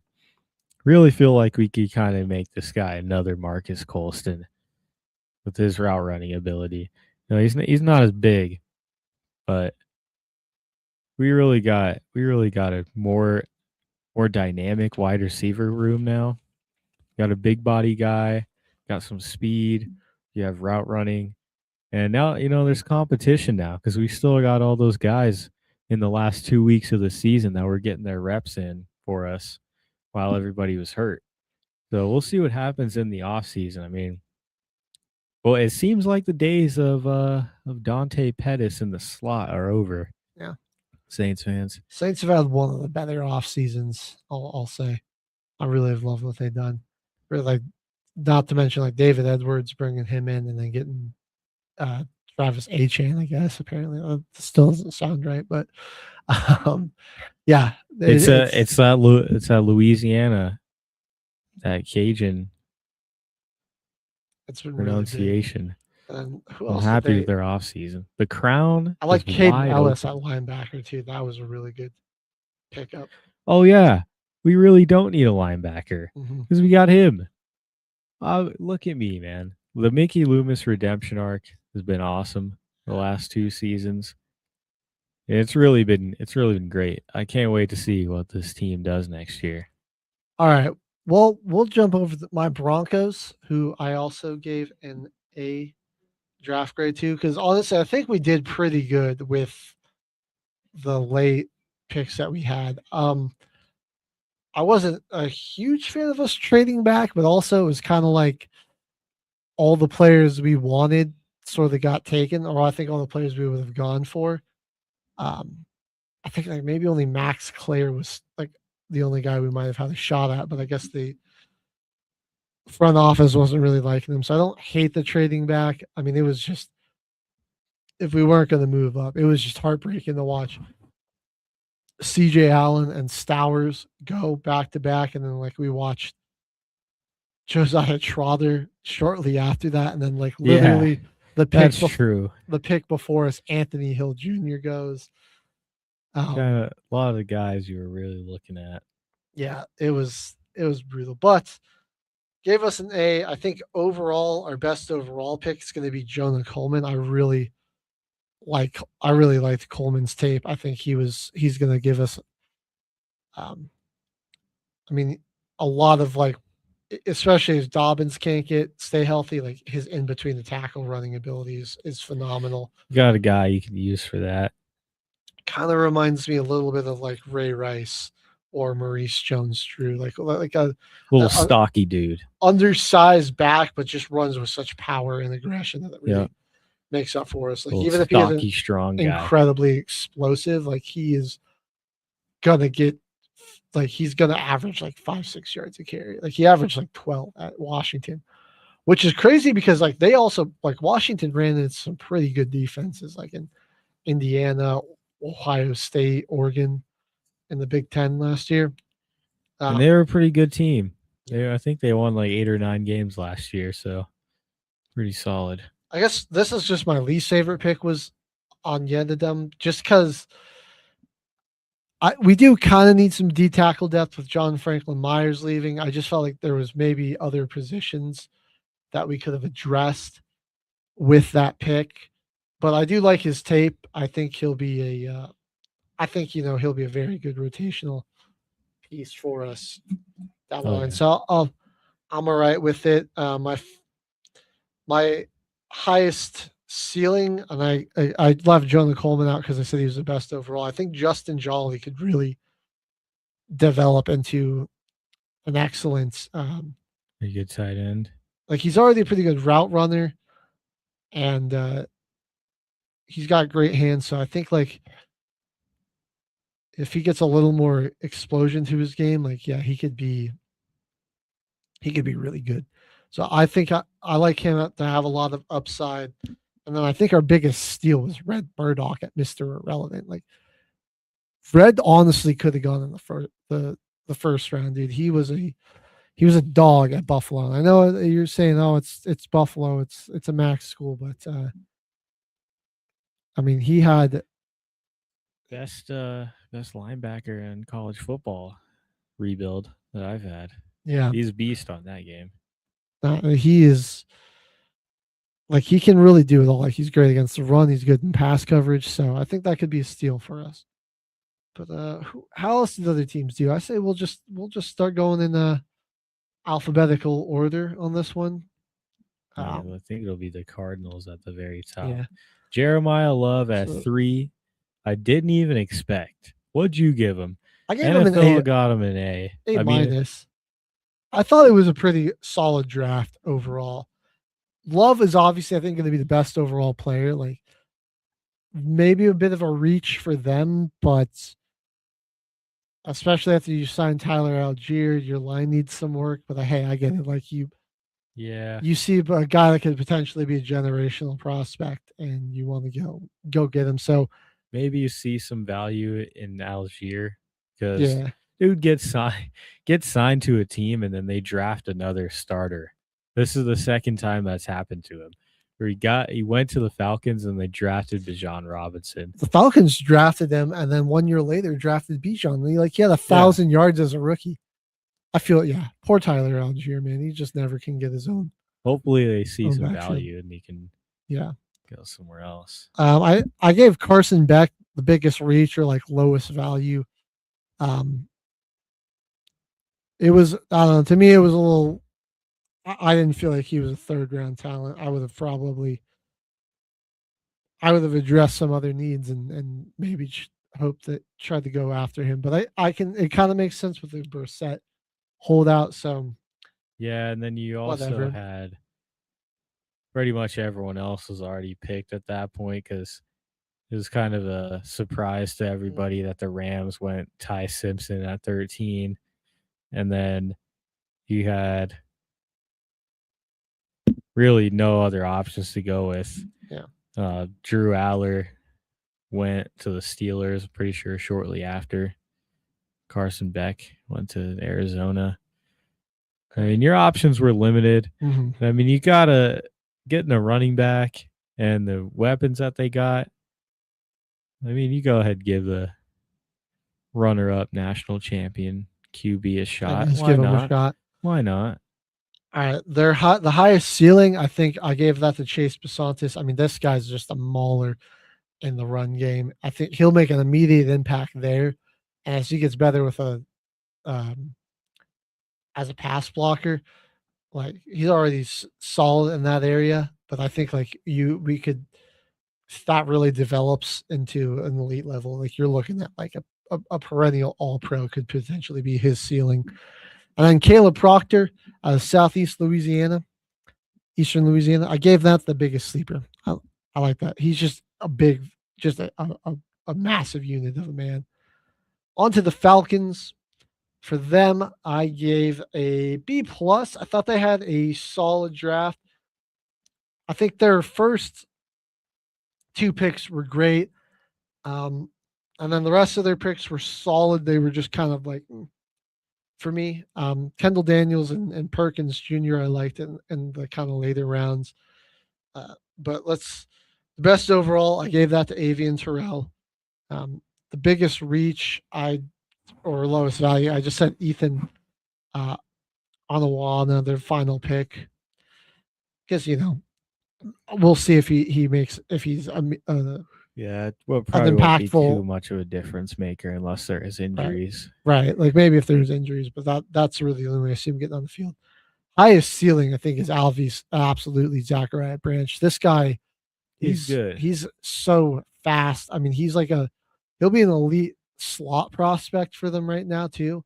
But he's got incredible athleticism. He is just so explosive. Is a little bit raw of a route runner, but he's got he was phenomenal at Georgia, and I think he could just be an absolute home run hitter if he develops right. I'm gonna say And I said Perkins was their biggest sleeper. Yeah, him or Daniels probably breaks out because one of those two guys is going to get a lot of reps. Yeah. In this season, you just lost Ellis. I mean, your defense got some holes. They're gonna have some opportunity for a lot of growth at linebacker. The Ravens, we got them here. I gave them a B plus. I think their best overall player, Iona, obviously. I mean, that guy was the best guard prospect in the draft. You needed some help in the interior after free agency kind of didn't go your way. So I like that there. I said Matthew Hibner was their biggest reach or lowest value. I mean, right. He's all right. I just think there are maybe better tight ends you could have gone with. I didn't even really. They went with 2 picks later, which kind of makes it seem like, like why'd you even? Well, that didn't really make any sense to me. That was probably the stuff that was the 2 picks I didn't like the most. Randall was also a bit of an underwhelming pick, but the rest of them I really liked. So I said Elijah Surratt, I think, has the highest ceiling potential, dude. He's got a great receiver frame, and his catch radius is wild. So, I mean, yeah, he's got a lot of attributes that could turn him into a really elite talent. And then Rayshon Benny, I think, was the biggest steal. He dropped a lot further. I didn't think that was going to happen. So they've got, I mean, in the 7th round, I mean, they might have found a monster in their interior defensive line there. I completely forgot. Yeah. For the Cardinals, they could have gone with Cade Klubnik there instead of I feel like that might have been a better pick for him. Garrett Nussmeier was also still a bit of He went undrafted. No, he was like one of the final picks to Kansas City. Oh, okay. Yeah. Which that was we'll get to that if we get to the Chiefs. On to the Bills. To just keep us going with, they didn't have a 1st round pick. I gave their best overall, I think, to David Igbinosun. Dude, this guy needed a corner too. Yeah. Like a top guy. I mean, his only problem, he's an incredibly aggressive corner, so he did draw some pass interferences, but like he was probably, in my eyes, one of the most NFL ready corners. He's great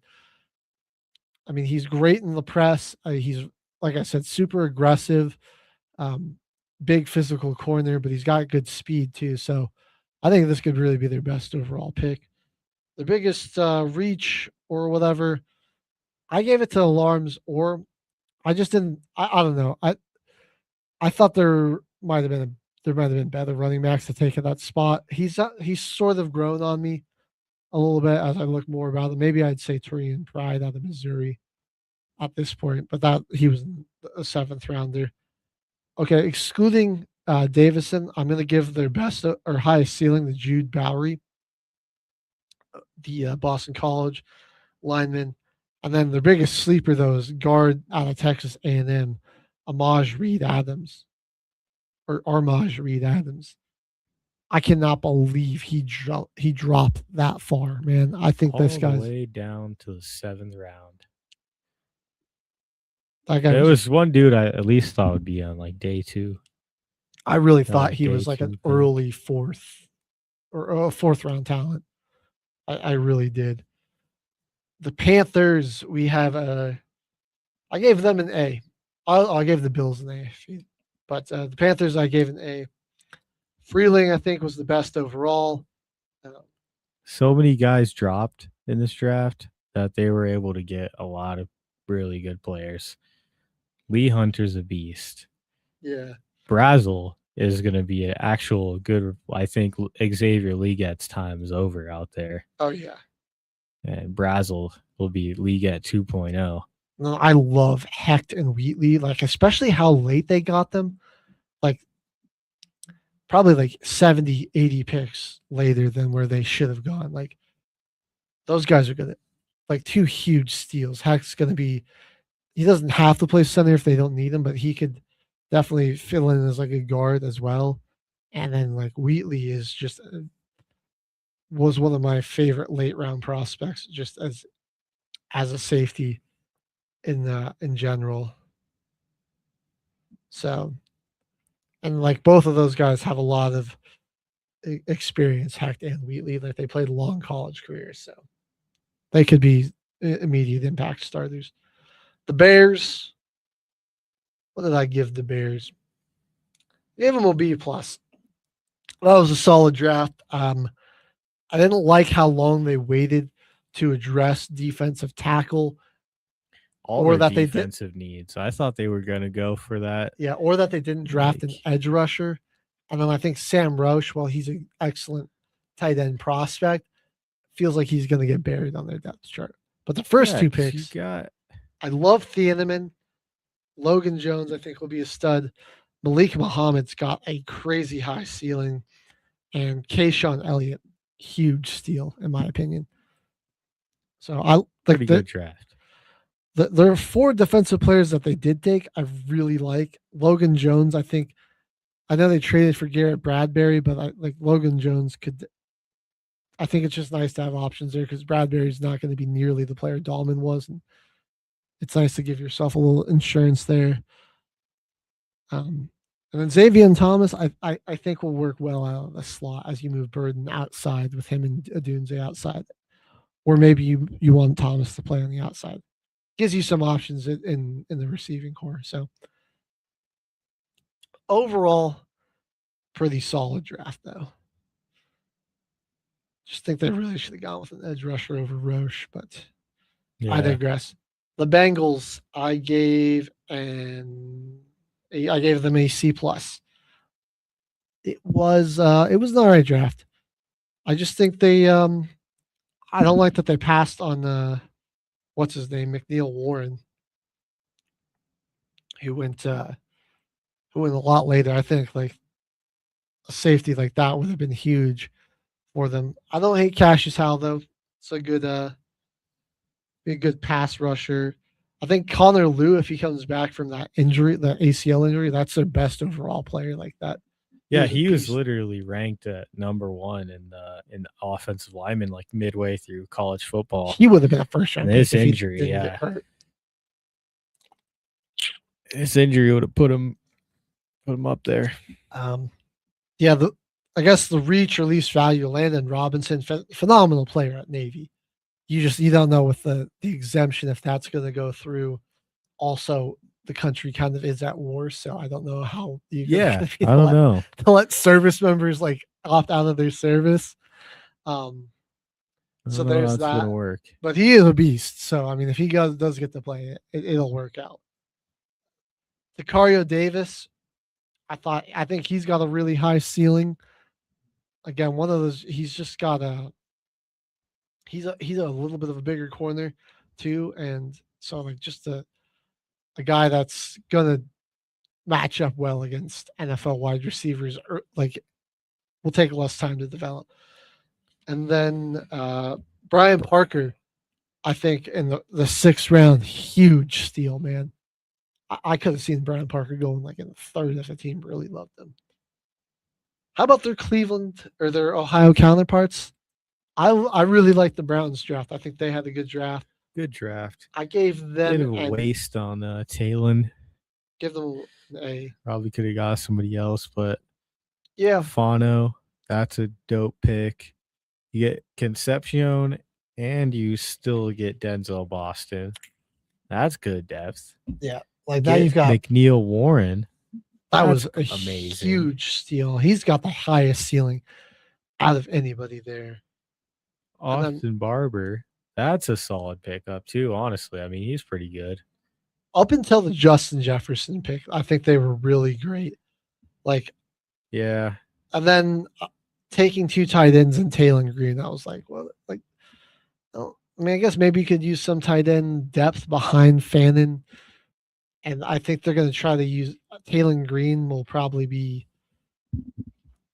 like used for his athleticism. I don't know necessarily he'll be playing a lot of quarterback.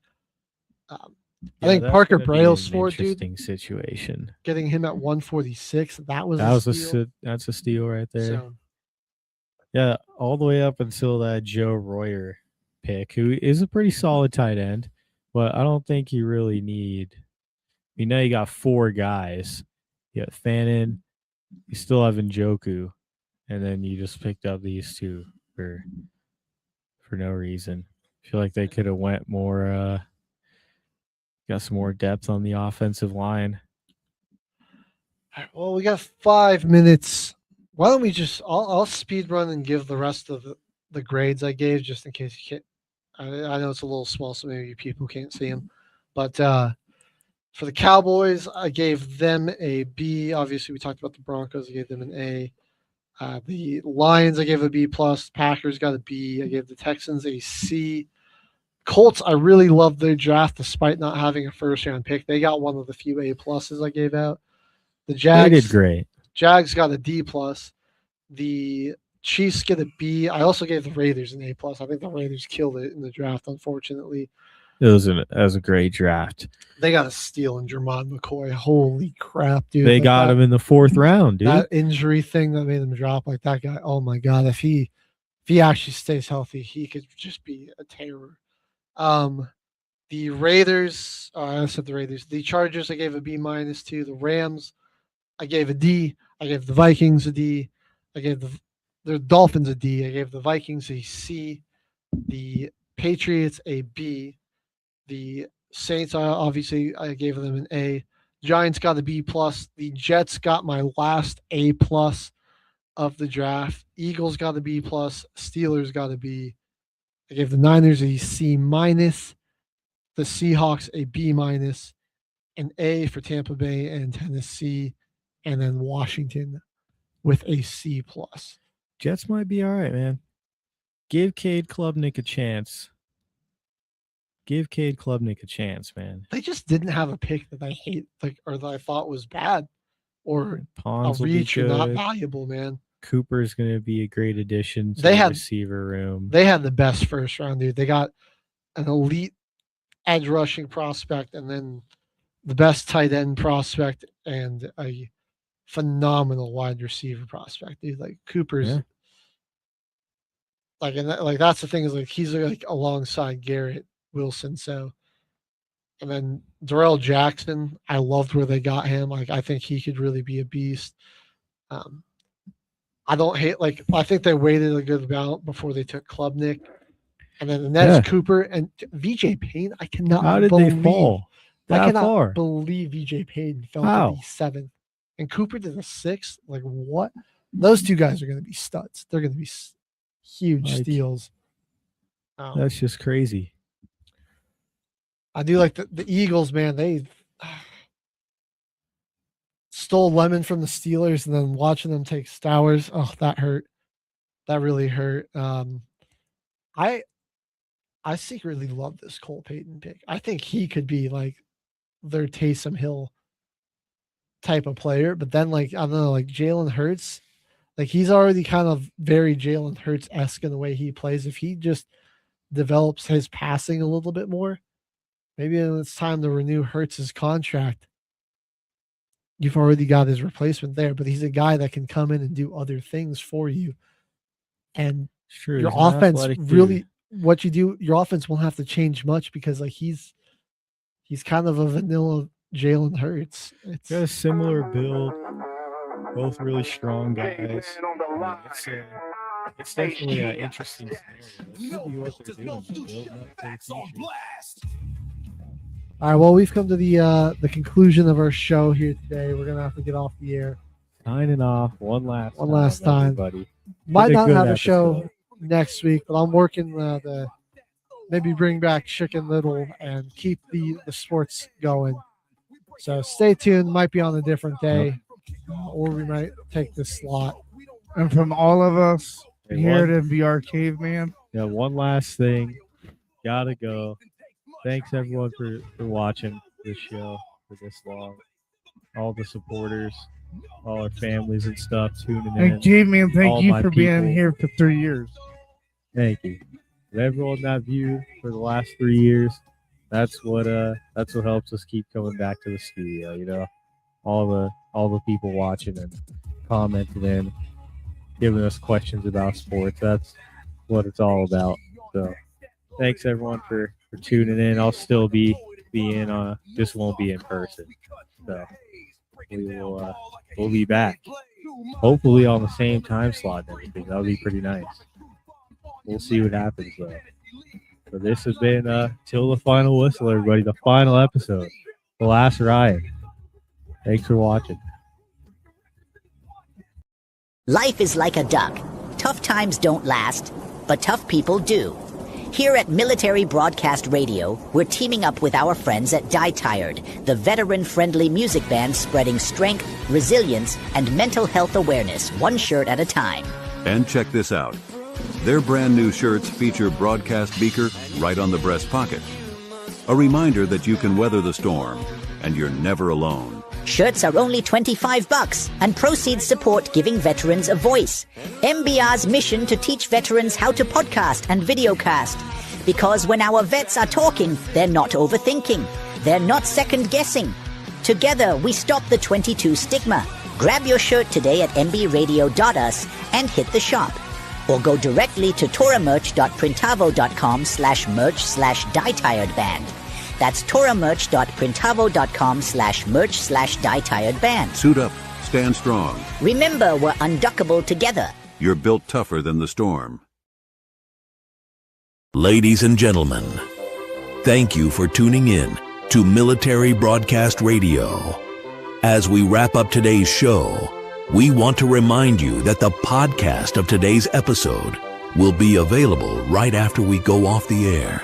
So if you missed any part of the show or want to listen again, be sure to check it out. And remember, we're here to support and honor our veterans. Your stories and experiences matter, and we are committed to giving you a platform to share them. That's right. We're here to give our veterans a voice. So don't forget to catch the podcast and stay connected with us. Giving our veterans a voice.